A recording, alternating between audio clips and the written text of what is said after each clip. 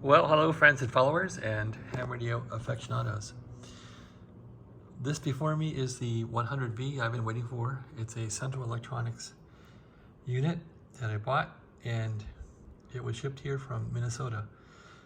The guy did double box it, which probably saved it. However, it did suffer some damage. So the CRT tube, which goes here, didn't break luckily, but it was kind of flopping around in here. He had some rags stuffed in here which might have saved it. It didn't break, thank goodness. Hopefully it still works. I haven't gotten to that point yet. I've been trying to assess what's damaged. This capacitor is loose. I don't care because I'll take it out. What else? This 5U4 tube was floating around in there on its own. It was not in the socket, but it didn't break.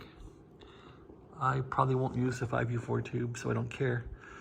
This little module was bouncing around in here too. I heard something here rattling around, and so I took this apart, and you can take it apart easily. And I found just a hunk of wax in here rattling around. So I took my soldering iron and remelted the wax to get all the coils seated in here, and I could probably just plug this back in here where it goes. So that's all that came loose, really. These are all still in pretty well. No other tubes came out. I did pull out a tube there, but nothing really came out.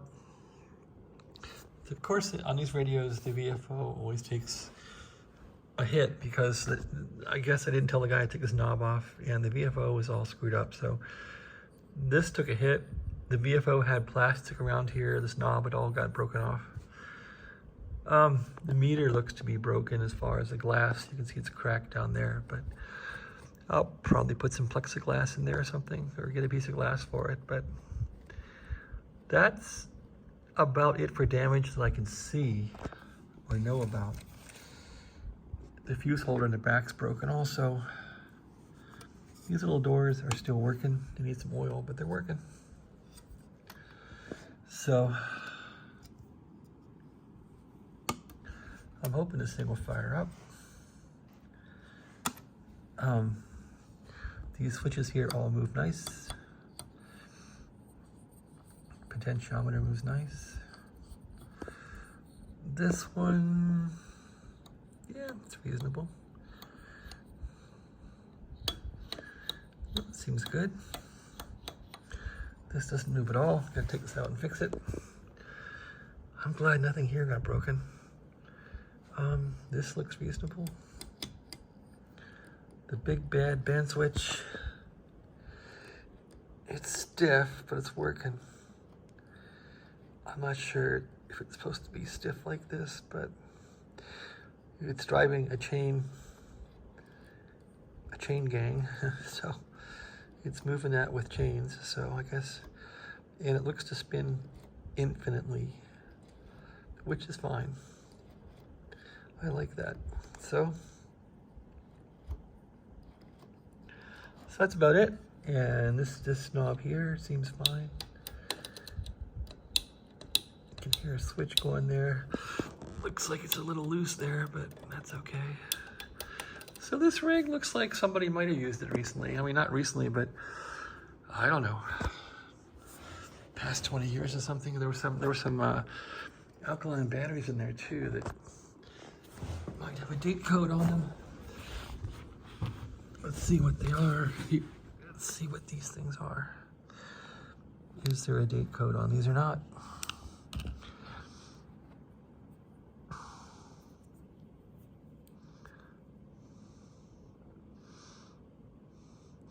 Boy, they look brand new, don't they? Made in China. Well, that's telling, isn't it? I don't see a date on these at all. They usually put like an expiry date. So who's putting Chinese batteries in this thing? Somebody must have tried this thing recently, huh? And then we have the warning tag here about the capacitor. So I gotta go through this thing and figure out the capacitors and all that stuff. Anyway, so here's the bottom of it. Yeah, when I couldn't get the case off because the unit had been bounced so hard. I guess with UPS, even though it was double boxed, I suffered damage. So one of these feet here has a bent screw on it. Not that one. Yeah, this one.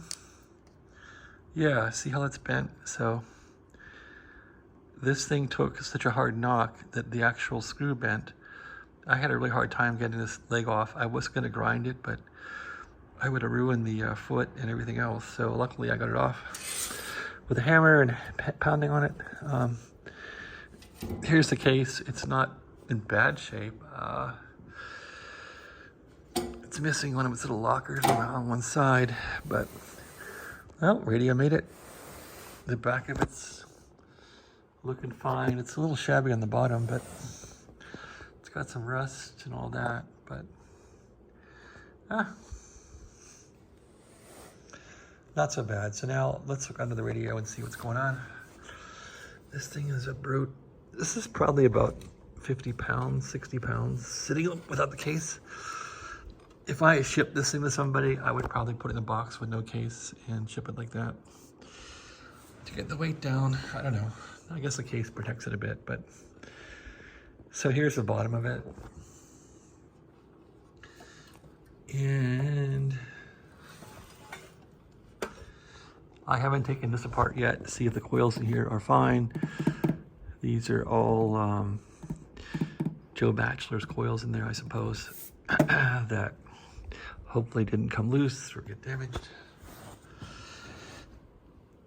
I'm not sure how much of this work is Joe's, how much is Wes's work, but it's all very cool. Wes Shum. Anyway, looks like the capacitor failures were here that do capacitors. I'm not sure how many capacitors on top have been bypassed, but there's a couple here. There's a couple there. There's some here that are replaced. And there's a bunch in the wastebasket there I threw out that they sent with this thing that were old. So, and these wires now from the little transformers, so I gotta figure out what those do.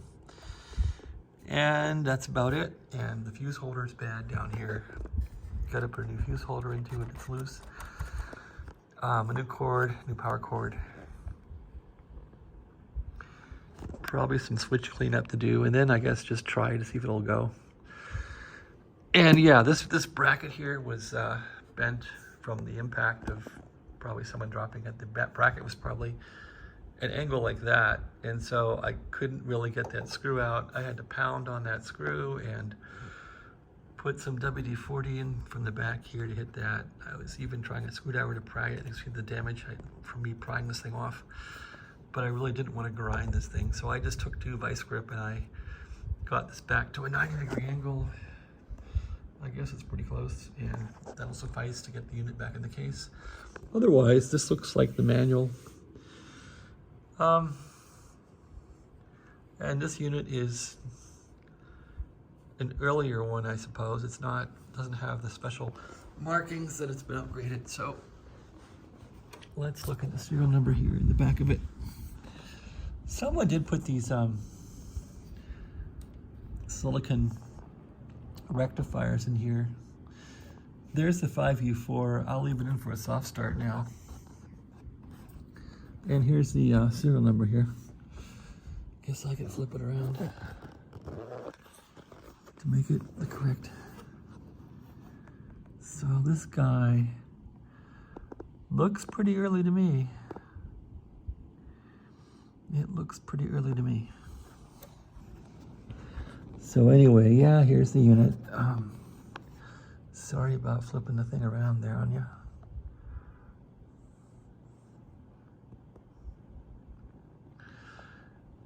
Pretty cool. It's kind of weird though that I sold my FT102 from 1980 and now I'm futzing with an old 1959 radio. It's kind of odd, right? It feels weird. This seems like such old tech compared to what I was working with, but hey, it's fixable, right? It's old stuff, but it's fixable, so.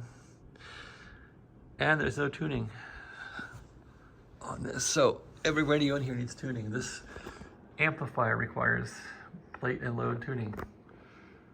That amplifier requires tuning. That Drake requires tuning. This Drake requires plate and load tuning, and that one does too. So anyway, that's the situation here. I still have a little tiny radio shop in my little room here where I futz around. A few parts there. Might be moving soon, don't know yet, we'll see. Landlord has raised the rent appreciably and not sure I want to tolerate that. So little home office here, fixing things, having some fun. Okay, again, that's the Central Electronics 100V transmitter I'm working on. I'm not sure I'll go crazy on this thing yet. Order a few parts, kind of figure out what I need, but I don't think, because I have been looking for a job, and that's taking time, and figuring out if gotta move is taking time, so I'm not sure how much time I'll put into this guy to fix him up, but I'm glad it came. It came with relatively, well, I can't say no damage. So this VFO doesn't work at all anymore. If I turn it, it doesn't go. I spent some time rewriting the manual for this thing and refreshing the manual and put it up on Bama, but the manual talks about how this VFO comes out. It's a nice solid VFO, so I gotta get this out, get the mechanism working again, and then see how much damage there is. I suppose I'll have to tell the seller he didn't do a great packing job on this thing. It suffered damage. He did double box it. I mean, I gotta give the guy credit. He double boxed it, but I guess the inertia of when this thing is tossed and this thing suffering the whole weight of the unit on the VFO, it cracked the knob off. The knob's still here, but the pieces are on the desk over there. Let's go visit the desk. So yeah, the knob took a hit. There's the pieces of my knob. And here's a little CRT tube. So this was kind of banging around in there. I guess the guy sort of took it off, but he kept it in there, I suppose, for safety. I don't know. It didn't break, thank goodness. But this was banging around. This is sort of why I wanted this thing, was a cool little scope. But it definitely was suffering, so turn this thing over again.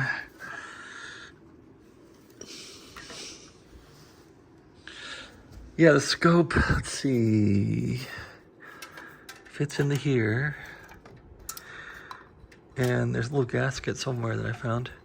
So yeah, it looks like it goes right there on the final cage. These two get plugged in. And this plug gets plugged in. Jones connector. And there's a little tiny ring of rubber that I must have lost or put away somewhere for the front of it. That's about it. So I'm glad this thing didn't suffer. I'm hoping the plug in the back didn't suffer. I don't even want to unplug this thing from there. I'm not. I might clean the pots and try and get it back in there. So that's for much later. Okay, there's a little rubber piece that goes here. All right, well, that's my adventure here. I'm glad you came along for it. Yeah, this thing weighing in at 80 pounds or 70 pounds, it was heavy enough that I had to kind of roll it up the stairs to get it up here. I wasn't gonna pick a 70 pound box up anymore and carry it. So getting it out of here will be easier. Okay, thanks for watching. Have a great day.